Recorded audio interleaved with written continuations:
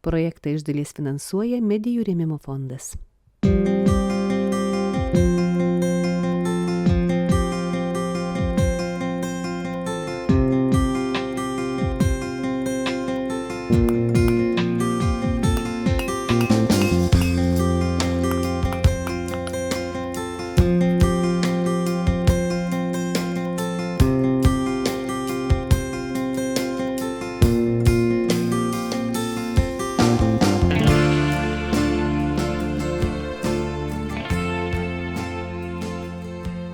Šiemet sukanka 200 metų nuo pirmojo lietuvių liaudies dainų rinkinio ir dainų tyrinėjimo paskelbimo.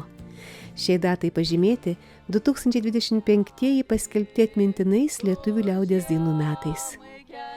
Turime ypatingai gausų liaudies dainų archyvą. Turime daugybę folkloro kolektyvų visoje Lietuvoje, kurie dainuoja savo krašto, savo regiono dainas ir taip išsaugo jas gyvas. Kiekviena daina turi savo tematiką, pasakojimą ir simboliką. Tapytojas ir lietuvių kultūros bei mitologijos tyrinėtojas Virginijus Kašinskas sako, kad lietuvių liaudies dainas galima ne tik dainuoti, klausytis, bet ir perteikti jas vaizdais. Jau ne vieną dešimtmetį dailininkas tyrinėja liaudies dainas, kai kurios iš jų tapo paveikslais. Lietuvių liaudies dainas susidomėjau kaip mūsų pasaulėžiūros elementų. Galima sakyti net savotiškai kaip mitologija ir kaip filosofija. Ir kartu mane sudomino tai, kad liaudies dainos rodo mūsų pasaulėvaizdį, pasaulėjautą, pasaulio sampratą tautos, ne atskirą individo žmogaus, kuris gali turėti vieną ar kitą nuomonę, kaip būna asmenybės filosofai, jis tam tikrą mokyklą teigia ar ką, bet šičia yra sudėta visa mintis, visa, ta išmintis ir pasaulio samprata ir pajauta, ir pasaulėžiūra, to žodžius vartojant visi jie turi kitą prasme, į liaudies dainą. Tai yra tarytum sukoncentruota, kondensuota žinia, kondensuota supratimas tas ir taip, kad savotiškai kaip ir tas kompiuterinė termika, kaip suzipuota, suspausta informacija, suspausta į simbolius, suspausta į kelias savokas, kurias įeina labai platus kontekstas tų savokų. Susidomėjęs lietuvių liaudies dainomis, Virginijus Kašinskas netrukus įsigijo visus dainynų tomus. Ir tyrinėdamas dainą po dainos atrado daug įdomių dalykų. Studijuodamas lietuvių liaudies dainas pastebėjau, kad mūsų lietuvių liaudies dainos turi visos mitinę struktūrą. Tai yra mitinę pasaulio sąrangos modelį turi. Ir tam tikros, tos formos jų atsikartoja, kaip medis turi šaknis, kamieną ir šakas. Ant jų įsidėsto lapeliai. Taip ir liaudies dainos turi tą patį. Šakninį, kamieną ir tų šakų, ant kurių įsidėsto skirtingi lapeliai ir skirtingas kamienas. Bet esminė ta sandara liaudies dainos išlieka ta pati. Tai kada tai atkreipiau dėmesį ir atkreipiau dėmesį, kaip ta visa sandara dainos, kaip jinai, kad jinai keičiasi pagal laiką. Labai įdomu tai, kad, pavyzdžiui, buvo liaudies dainos, kurių yra, liaudies dainyje radau apie 50 variantų skirtingų. Ir ten matytis, kaip liaudies daina buvo keičiama pagal pritaikoma einamam laikmečiui. Pavyzdžiui, karinės istorinės dainos yra. Mūsų išleista daug, nes mūsų tauta daug kariavo už savo išlikimą. Žinom, mes, kas domėsimės savo istoriją, tai žinom. Ir kaip Daukantas sakė, lietuviai gimė tarp kalavijų, gyveno tarp kalavijų ir mirė tarp kalavijų. Taip, kad mes tų kalavijų dainų turim daug. Ir yra dainos, karo istorinės dainos, labai įdomi tai, kad yra paimta senoji dainos forma, kur yra kalavijas, jis jau vietoj kalavijo atsiranda kulka. Kulka bitelė. Ir jau visai kitas simbolis. Bet pati daina, pati struktūros ir simbolikos esminės nekeičia, tik pritaikoma laikančių vietoj. Taip, kad tauta yra išradinga, mes kada turim sukūrę tas pamatinės tokias sampratas, kurių mes laikomės. Tik jeigu reikia, kaip tą namas, fasadą mes pertašom, jeigu reikia. sienas paremontuojam, jeigu reikia. Bet namo sandarą struktūrą išsaugom, tai yra namo sandara, tai yra mūsų mąstymas apie pasaulio supratimą, tas išsaugom.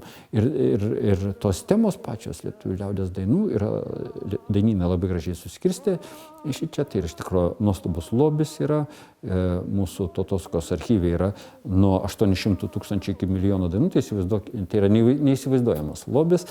Ir mūsų dainynai yra suskirsti būtent temomis. Ten yra darbo dainos, vestuvinės dainos, karinės istorinės dainos.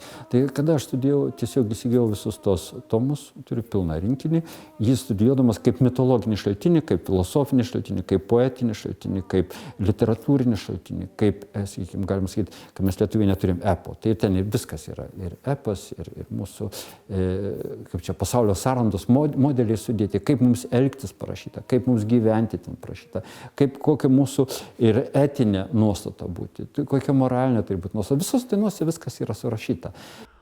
Dailininko paveikslų siužetuose pavaizduotos įvairios liaudies dainos.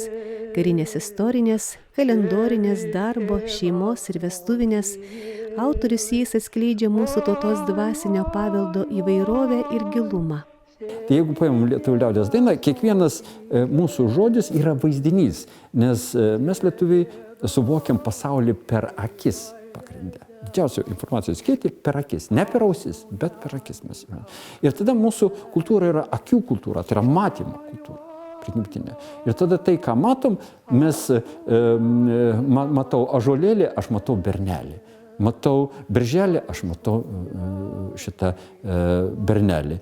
Tai vat, ir matau sakalėlį, aš matau bernelį. Gegelė nutupė į sodą, vadinasi, gegelė kur nutupė? Į vyšnių sodą. Tai yra vienas sodas, o į obelų sodą kitas. Šitą nutupė ant kriaušelės gegelės viršūnė, tai yra gyvybės medžio simbolį jau ten atsiranda. Tai yra, kur ta gegelė net nutupė. Ir tai yra, bet jie ant vienokio kitokio medžio, ir kada supratau, kad aš kaip dailininkas pavestai paveikslas ir mąstau vaizdais. Ir man labai atitiko tas liaudies dainų, sakykim, tas, kada suvokiau, kad tai yra simbolis, vaizdų simbolių struktūra liaudies daina, kad ją galima profesionaliai sudėstyti tam tikrą kompoziciją, paveikslą, ir galima nutapyti tą liaudies dainą, prisilaikant jos žodžių, neišklempiant jos turinio, tik pateikiant kaip kūrėjas tam tikrą kūrinį, sakykim, vaizdinį, sakykim, tos liaudies dainos.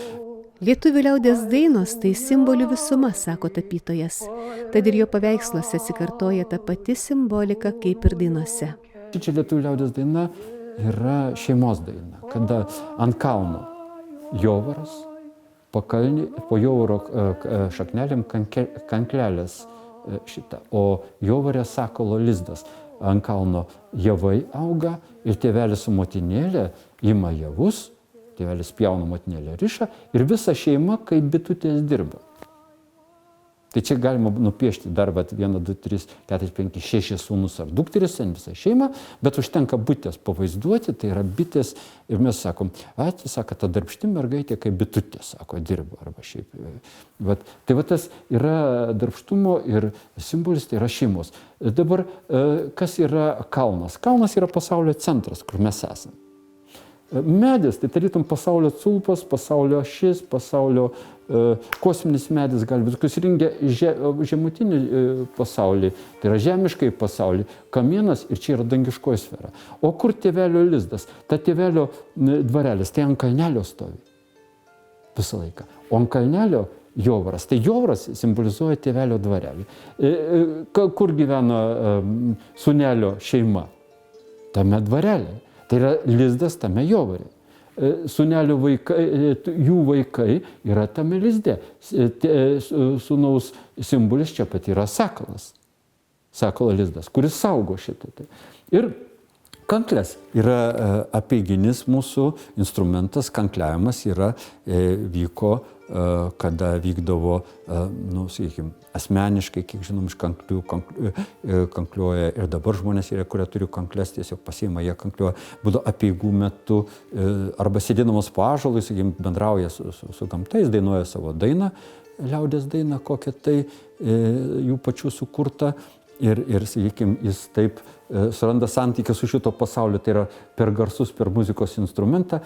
Ir Ir javas tai yra kartu yra duonos mūsų maisto. Ir taip pat mes turim tą šeimą mūsų projektuojasi į visus sluoksnius, į žemę, į augalus, į gyvūnus ir į kosmosą. Yra kitoje liaudies dainoje kaip dainuojama.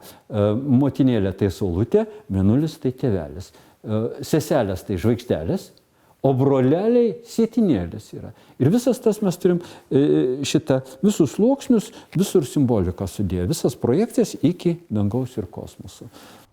Paveikslai ne tik vaizduoja, bet ir perduoda giluminę dainų vertę, taip pat jų emocinį ir dvasinį krūvį. Tapybos priemonėmis Virginijus Kašinskas atveria duris į lietuvių protėvių pasaulio suvokimą ir padeda atpažinti bei įvertinti Lietuvos kultūros paveldo svarbą dabarties kontekste. Liaudies dainą klauso, dainuoja ne visi, klauso dar mažiau. Jeigu klausos, girdi vieni melodiją tik tais, kiti išgirsta žodžius. Žodžius, kad išgirsti, tai dar lietuviškas žodis reikia suprasti jį. Pirmiausia, suprato, girdi dainuoja apie gegelę arba apie rūtelę dar kažką. Viskas lygtai trukoja. Bet kad ta gegelė ir rūtelė dar turi simbolį ir jame dar vienas klodas prasmės yra, tai iš viso tai labai nedidelis žmonių kiekis to susidomi arba iš viso, kad išgirsta. O pateikiant per paveikslą, per meno kūrinį, žmonės ateina ir jis pamato meno kūrinį, paveikslą, pamato tą liaudies dainą vaizdais, sudėstytą kompoziciją, šalia, kada pakabinė etiketės ir liaudies žodžius, pagal kuriuos yra nutapytas tas paveikslas, aš manau, kad tai daro įspūdį, tada žmonės, mūsų tauta, čia toks gaunasi momentas, kad aš bandau mūsų pačių tautai, savo pačiam ir kitiem, parodyti, kad ką mes turime. Kad yra labai didelį lobį, dvasinį lobį, ir kurį reikėtų studijuoti, kurio reikėtų domėtis. Ir jeigu mes nedainuojam, tai mes turim bent žinoti tos dalykus.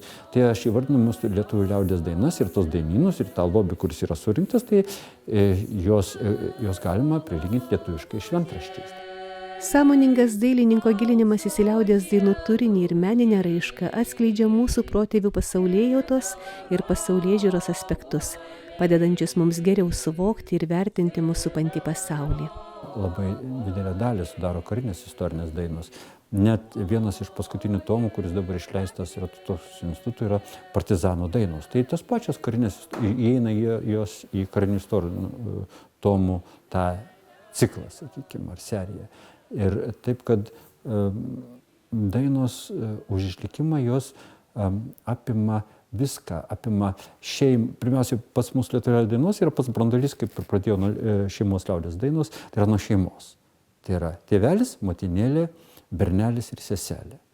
Tai yra tėvelis su motinėlė paprasčiausiai būna jau tie, kurie šitą bernelį, kaip ir dabar mūsų čia, remia finansiškai, sakykime, ir turi dvarelį, jam nuperka žirgelį, kaip kitam paveiksle matysim, o ir jie išlydi į karą, ginti tėvynės. Ir tada šitame paveiksle kaip tik ant kalno yra balta karūnėlė. Balta karūnėlė tai yra, jau rodo, kad tai yra ne šio pasaulio pilis jau yra. Anapilis tai yra. Ir po tą baltą karūnėlę, ant pilko akmenėlę, sėdi tėvelis motinėlė ant rymo aukso lazdelių. Jie gali būti ir šio pasaulio, ir ne šio pasaulio jų. Nes mūsų šeimai primta, kad mes su artimaisiais bendraujam su mirusiaisiais. Ir tada tėvelis motinėlė klausė sūnų karą rengdami, sako, tai kur tu miegosi, kai išjosi į karą, paliksi namus? O jis atsako, kad tai bus visa gamta mano namai. Tai jo namai nėra tie namai, tas ant kalnelio trobelė, tėvelio dvarelis, ar didesnis ar mažesnis. Bet jo šitą gamta teisė, sako, aš miegosiu, po egle miegosiu. Ką tu, sako, pasiklosi, sako, gailę rasą pasiklosiu, arba žalią vėją pasiklosiu. O ką užsiklosi, miglėlę užsiklosiu. Ir tai, sako, nusipirki 3 trūbelės. Pirmą trūbą užtrūbysi, tėvą motkų pravirkdysi. Antrą trūbą užtrūbysi, visą kaimą pažadinsi aplinkinius. Ir 3 trūbą užtrūbysi, Vilniaus miestą pažadinsi atjojęs. Tai reiškia, trūbos užtrūbinimas yra pranešimas, kai jis išjoja į karą. Tai yra žinia. Tai yra žinia pirmiausiai duodama tėvam. Tėvas, jeigu jis užtriubino pirmą trūpą, tėvas Motka pravirko, jis žino, kad sūnus iškeliauja į karą ginti tėvynės, bet jis gali ir negrįžti. Ir antrą trūpą aplinkinius pakelia, kad visi ruoštųsi tam. O trečia, Vilniaus miestas kaip mūsų valstybės sostinė, kur daug kur ir kaip apie karalių. Sakoma, kad ir į karaliaus karūną, tą kariauną jis išeina ginti tėvynės, arba Vilniaus ginti išeina. Ir taip, kad jis tada pakelia pačią svarbiausią centrą mūsų valstybės sostinę. Virginijus Kašinskas sako, kad iš dainų turinio galima suprasti, kokiame laikmetyje ji sukurta. Senosioms klasikinėms karinėms istorinėms dainoms būdinga apibendrintas pasakojimas, dažniausiai nesusijęs su konkrečiais istoriniais faktais. Nuo pagrindinės dainų temos – išvykimas į karą, žinios apie kario žūtį perdavimas namiškiams bei žuvusiojo gedėjimas. Mūsų dainos pagrinde jos siekia kažkokiu 10-12 amžių. Pagal ginkluotę, pagal visus tos dalykus, tai jeigu mes kalaviją naudojam, tai paskui po kalavijo, kaip čia buvo, jau kardas atsirado, po kardo šoblelė jau paskui buvo, paskui po kardo atsiranda jau šautuvėlis ir bitė kulkelė atsiranda. Tai va tokie 3 pagrindiniai ginkluotės, kurios atsispindi mūsų liaudies dainose. Tai šičia jisai triūbą triūbina, dar mes čia nekalbam, jam dar yra kalavijas šalia nupieštas, nutapytas kalavijas, kad jisai ir taip pirmiausiai tėvelis motinėlė paklausė, jo pasaulėžiūrą patikrina. Klausia, kur tu miegosi? Sako, šis pasaulis yra mano, šis pasaulis, kuris mus supo, tai yra gamtos pasaulis, tai yra mano namai, aš miegosiu po egle. Eglė mūsų turi dvigubą simbolį. Yra gyvybės medžio, nes visus metus žalia. Antra, mes žinom, kai miršta eglišakių vainikai, eglišakius takus išbarstoma ties pas mirusį ir taip pat yra tos mirusiųjų protėvių kultai yra eglė įdėta. Tai užtat jis sako, o jeigu po eglė miegosi, vadinasi, jis gali būti ir gyvas, ir miręs. Jis gali miegoti ir miręs. Ir partizanus, kai laidoja, ar kur ten miške užkasdavo, ar ten kažkur, tai jos irgi natūraliai po tom eglėm ten ir atgulė. Ir tada pasako, ką tu pasiklosi, paklausė. Tai yra, sako, žalę vėją pasiklosiu, arba gailę rasą pasiklosiu. Ką užsiklosiu? Miglėliau užsiklosiu, arba rasėliau užsiklosiu. Nes jis vėl natūraliais gamta. Tas sūnus, kaip gamtos dalis. Tai yra čia pasaulėžiūros patikrinimas. Čia testas savotiškas. Išlydė į karą ir patikrino jo pasaulėžiūrą. Jeigu žmogus su pasaulėžiūra, pasaulėvoka yra tvarkoj, su juo neturėsim jokių, sakykim, rūpesčių. O jeigu mes tą pasaulėžiūrą nesuformuota arba neteisinga, arba iškreipta, ar dar kažkokiu tai yra joje kažkokie tai netapatų suvokimo ir prasmės, su to žmogui yra sunku tam pasaulyje gyventi. Ir dabar mes turim šiuo metu ir ekologinės, sakykime, kaip vadinam tas rūpesčius ir visokius, tai dėl to, kad mūsų tam tikri pasaulėžiūros momentai yra sugriuvę. Tai yra, mes negalim išmiegoti po eglę, mes negalim vėją žalę pasikloti, mes rasą neužsiklojam. Mes tik žinom jau kaldą ir dar kažką tai tokį patogumą. Ir ta gamta tampa mums jau tarytum toli, svetima, mes jos nesuvokiam. O mūsų liaudies dainose, tiek ir šeimos, tiek ir karinė dainoj, tai yra gamta, tai yra mūsų sąmonė, mes jos dalis esame. Nepriklausomai tai karo istorinės, šeimos ar kitų tematikų dainos, Virginijaus Kašinsko kūriniai skatina mus atrasti ir įvertinti lietuvių kultūros išskirtinumą. Taip pat suteikia galimybę patirti bei suprasti praeities ir dabarties žmonių išgyvenimus ir vertybės. Paveikslas, kuris greičiau priskirčiau prie šeimos ir gamtos liaudies dainų. Nes vienintelis paveikslas, kuris šitoje mano kolekcijoje čia yra, kurių yra nutapyta 15 jau paveikslų, tai vienintelis paveikslas, kurį aš negaliu iki galo komentuoti. Tai yra, dar ieškau prasmių, kada galbūt kažkas taip kitas gal pastebės ir galbūt man pačiam, tikiuosi, ateityje pavyks iki galo tos ženklų ir tų simbolių kalbą to paveikslo suvokti iki galo. Šičia įdomus paveikslas tame, kad jis mane sužavėjo ta liaudies daina, kad atskrido sakalas, nutūpė ant ąžuolėlio. Atskrido sakalas, nutūpė ant ąžuolėlio. Nuo žolėlio sakalas nutūpė ant akmenėlio. Pravirko sakalas, skilo akmenėlis, iš akmenėlio ištekėjo vanduo ir tame vandenyje plaukė antelės. Tai čia pagal mano galva tai yra pasaulio sąrangos modelis. Yra labai aiškiai, tai yra atskrido sakalas nutūpė ant to žolėjo su vyriško ženklo, su vyriško simboliu susietas. Toliau sakalas nutūpė kažkodėl ant akmenėlio ir jisai pravirksta. O kodėl pravirksta? Nerandu prasmės. Ir kada jo ašara suskaldo akmenį ir iš akmens išbėga vanduo. Žinom, kad mūsų liaudies dainos labai gražiai visą. Tai yra, kad vanduo bėgtų iš akmens, tai fiziškai mums tai yra sunku suprasti. Tarytum perskėlęs akmenį turi rasti jame vandenį. Tai yra mūsų sampratos mitologinės, taip kaip yra klausimas, kas radosi pirmiau, ugnis ar vanduo? Pagal mitologiją. Ir kaip mes, gaisrininkas, kad atvažiuoja gesinti ugnį, arba žmogus, jeigu reikia užgesinti, ką jis gesina vandeniu. Tie du komponentai, vanduo ir ugnis, yra priešybė. Ir ugnis gesina. Bet pagal mitologinę sampratą, pasaulio sąrangos, ugnis atsiranda iš vandens. Būtent. Ir šičia, o vanduo atsiranda iš akmens. Čia yra didelės gelminės suvokimo, yra šio pasaulio modelio, sakykime. Taip, kad iki galo aš jo tos sudėties tiksliai pakomentuoti, kaip tik tos viršutinės dalies sakalo ašaras ir akmens kilimo su vandeniu santyki, sakyčiau, dar reikia ieškoti. Atsakymą į šias paieškas netruko atrasti lietuvių kultūros puoselėtojas etnoastronomas Jonas Vaiškūnas. Tai vat vienas paveikslas, kur ašara nutūpęs paukštis ant akmens ir perskeltas akmuo. Ir ašara nukrito. Vat įdomu, kai mes šitą parodą kabinam, Virginijus sako, visus aš paveikslus čia nutapiau, aš viską supratau, įsigilinau, o šito aš sako, iki galo nesuprantu. Va šito. Stulpelis apie atskridusi paukštį, kuris nutūpė ant medžio, pirmą nuo medžio pertūpė ant akmens, tada ant balto akmenėlio, tada ašarėlė iškrenta, tada skyla akmuo ir tada pasipila vanduo ir atskrenda jau antelės, kurios nutupia į vandenį tą ir viskas.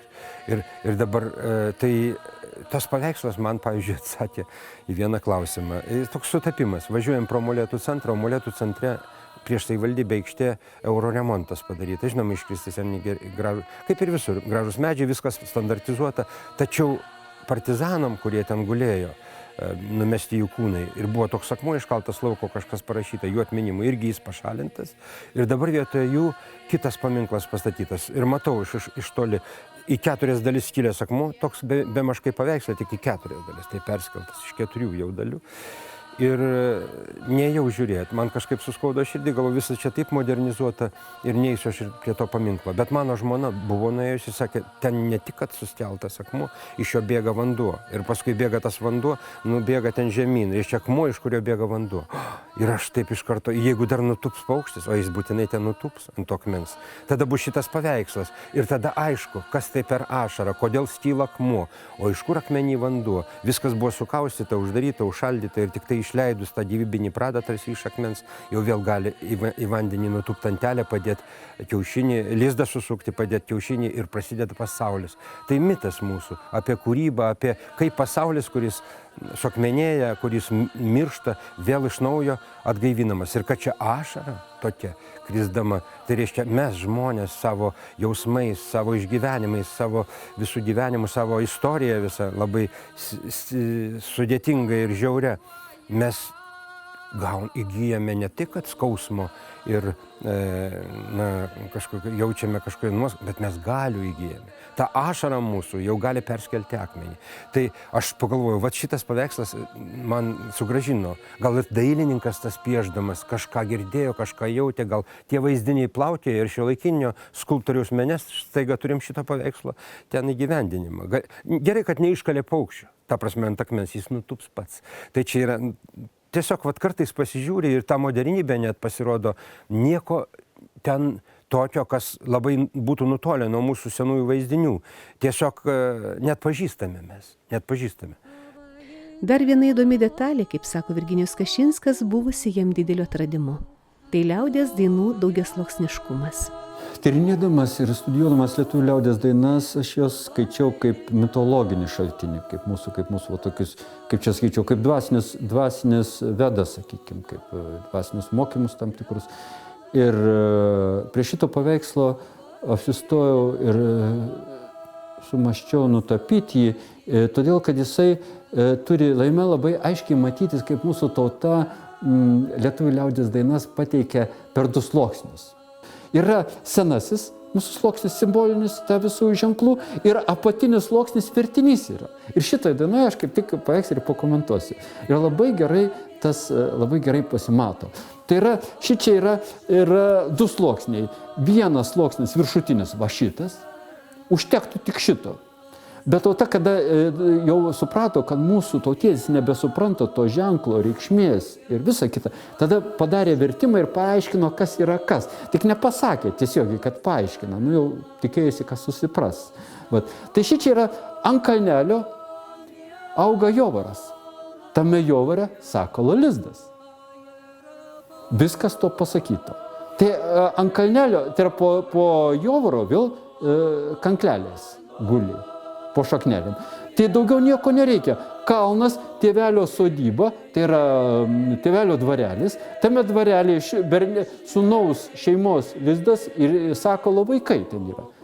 Kaip ir daugiau nieko. O čia dabar kitas vertinys yra ant tėvelio dvarelis, o po šaknelėm yra kankleliai skamba. Kankleliai po šaknelėm tai yra tėvelis. Tėvelis tas, kuris išlaiko tikėjimą, pasaulėžiūrą, visą tą, ką perduoda jaunam, tai yra mūsų senoliai. Tai yra kanklelės, tai yra senolis. Ir dabar sako, tėvelis sėdė ant pilko akmenėlio taip pat. Ir nupirko sūneliui šarvus, skydą, kalaviją, žirgelį. Pirmiausiai su tikslu, kad jis apgins šeimą ir šalį apgins. Toliau, kada bernelis sėdo ant to, jo žirgas akmenį lietė. Ir ugnis kėlė. Tai yra apeigos, nes mūsų ugnies garbintojų tauta, tai yra ugnies apeigos. Ir taip, kad šitas mums vertinys yra pasakytas, kad viršutinis užtenka šito viso pasakyti, kad nepasakoti atskirais įvaizdžiais. Tai va šičia ant kalno, ant aukštojo stovi naujas dvarelis. Tame dvarelėje, tame naujajam yra senas tėvelis. Pas tėvelį, pas senai yra jaunas sūnelis. Toliau, aš nupirksiu sūnužėlį, bėrą į žirgelį. O jau čia bernelis tojo kalba. Kai aš jojau vieškeliu, vieškelis dusgėjo. Kai užstojau ant akmenėlių, ten ugnužę skydžiau. Kur užstojau kibirkštėlį, ten ugnužę kūriau. Tai jis ir skelia, ir kūrė, tai yra šventos ugnies. Židinys, namų židinys kartu, tai yra gabija. Ir šalia kelio vieškelio žalias jovaras. Jovaras po šaknelėms skambančios šaknelės, skambančios šaknelės. Tai yra kanklės. Toliau eina jovaro viršinėlis, sakalo lizdas. Tai yra visa apatinė dalis yra, nereikia versti jos. Tai yra, mes išvertėm, paaiškinom detalės visas atskiras ir praplėtėm. Tai yra, aš manau, kad tai yra jau vėlesnė daina, kuri užsiėmė tauta jau kada pačios dainos vidinis turinys komentuoja tą turinį. O šičia labai įdomus tas momentas, kad pati daina komentuoja savo turinį. Virginijus Kašinskas studijuoja ir per tapybą mums parodo šimtmečius kauptą mūsų tautos dvasinį paveldą, išreikštą mituose, legendose, pasakose ir ypač liaudies dainose. Autorius suteikia galimybę šiuolaikiniam žiūrovui patirti senovės lietuvių pasaulėvaizdį, pasaulėjautą, estetiką ir sako, kad dažnai mes neįvertiname ir nesuvokiame, kokį turtą, kokį lobį turime. Tauta turėtų dar subręsti iki suvokimo to, ką mes turime. Aš manau, kad čia yra, dar mums reikėtų subręsti. Bet laikas parodys, ar mes suvoksim tą, ant kokių lobių turim protėvių lobius ir kokias vertes turim. Ir pagal kurias mes turėtumėm aiškiau, tai yra ir kasdien vadovautis tomis, kas yra duotas nuorodos, o nuorodos tas yra amžinosios nuorodos. Nes gamta kaip medis dabar auga, tas medis augs, jeigu nebus tos vadinamos ekologinės katastrofos, jis ir po 1000 metų tas medis augs. Dėsnis taip pat veikia. Ir mūsų liaudies dainos yra pastatytos ant tokių dėsnių. Jos laiko yra nepavars.